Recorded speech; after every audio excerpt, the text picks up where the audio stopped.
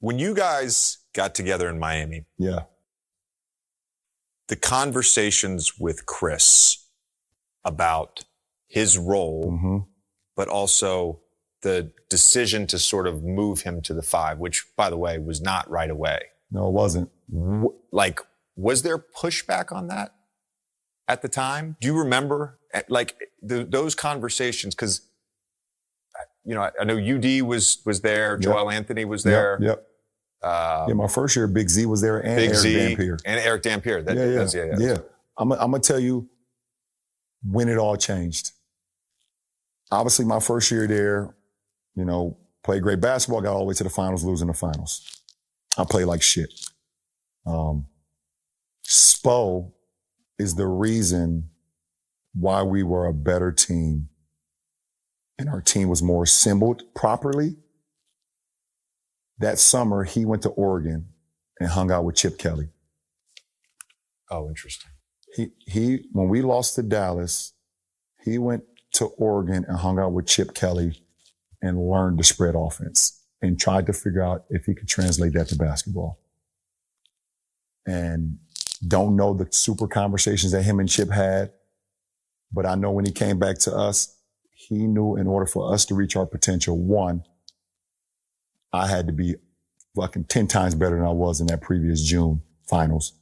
But Chris Bosh had to go to the 5. And CB being who he is, there was no pushback. There was no pushback. He knew in order for us to reach our potential that CB would have to go to the 5. And we had to spread, he had to start working on his corner 3 faithfully. Every day after practice, corner 3, every day after practice. We're going to post you up. We're going to get you your elbow catches. The offense is going to run through you at times. But in order to bring, you know, the Tyson Chandlers out of the paint, in order to bring the Roy Hibberts out of the paint, in order to bring Tim Duncan out of the paint at times, in order to bring Kevin Garnett out of the paint, you got to hit these corner 3s. You got to at least be a threat. And Spo knew it. He had that vision. He went and learned. He said, the way I coached in that finals versus Dallas, unacceptable. I told myself the way I played, unacceptable. And he came back with vengeance, and I was locked the fuck in from start to finish, but it was Spo. I got a question about the Bosh spacing, but because you just said that, was that the low point for you in your career? Oh, for sure. 2011. The lowest. Yeah. Yeah, the lowest. Yeah. The lowest. What is the Bosh spacing? What did that sort of unlock? I'm curious. Like, what were the actions? What was the 2-man game? Yeah. What were the reads? The cutting. Slot cut? The slot cut. The slot cuts. The slot cuts. It unlocked the slot cuts. It unlocked exactly what myself and D-Wade thrive on. Dribble penetration, slot cutting. Pick and roll happens, you tag, slot cutting. Yeah. It unlocked all that. And we all know how great D-Wade is on the baseline. It's hard to cut behind the defense when X5 is standing there the whole time because, you know, the offensive 5 is there. You know, so, you know, you hit me on the pocket pass now, you know, I get the pocket pass from Chalmers or from Norris Cole, you know, and now Bosh is in a strong corner. Are you going to leave him or not? If you do, he going to tag you. And if not, when I roll, now you got X3 or X2 tagging on me on the roll. And 9 times out of 10, that guy that's playing the elbow that's supposed to X to the corner, he's Xing out to the 3-point line and D-Wade slashing right behind him. It unlocked so much for our offense. And it gave myself and D-Wade in transition. We had this thing called the Mack truck lane. So basically from the block to the block. So say, for instance, we sitting on the free throw line. Yeah. You got one block on one side, one block on that side. I can picture a basketball court, yeah. We're doing it for the viewers. I'm not questioning JJ's expertise. No, I know what you're saying. First day of training camp, we had that whole thing taped off. The bigs were not allowed to run in between the Mack truck lane. From the first day of training camp all the way to game 1. Prohibited. You're not allowed to, and if I'm bringing the ball up and the big is behind me, he can't cross the court. He has to run wide behind. This is all Spo is like, he's that damn good. Some Twitter sleuth will correct me on this, and I will accept it if I'm wrong. But in my mind, when I think of 5 out or delay, I think of the Miami Heat with Chris Bosh.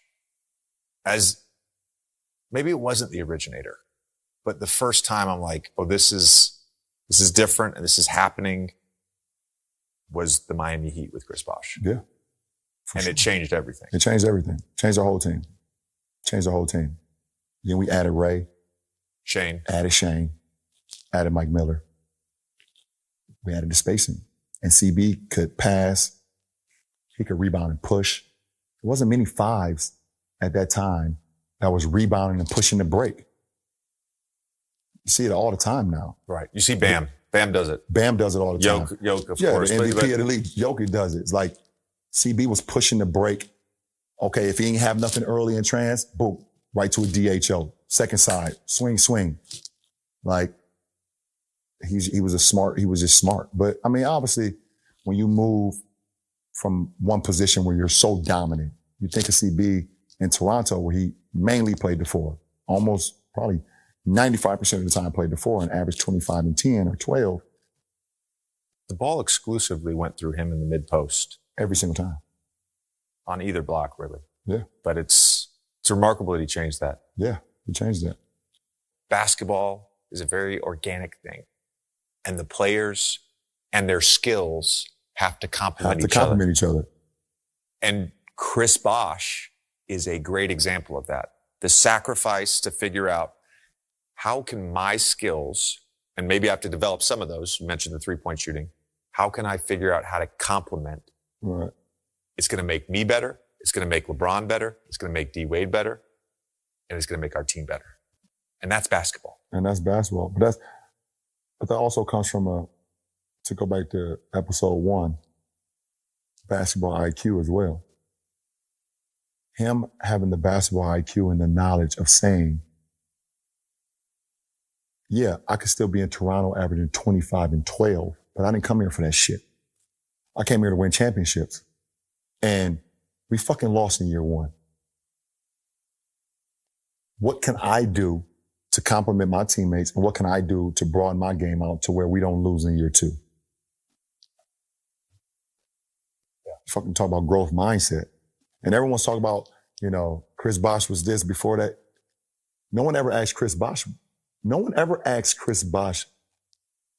about how he feels. Everyone just speaks for him. No one asked him how he feels. He knew he was making a sacrifice. We all knew we was making sacrifices. But we knew what the fuck we all came together for, and that was to win championships. And that's what we did. Hey guys, thanks for listening. Thanks for watching Mind the Game podcast. If you like it, please hit that subscribe button. Thank you.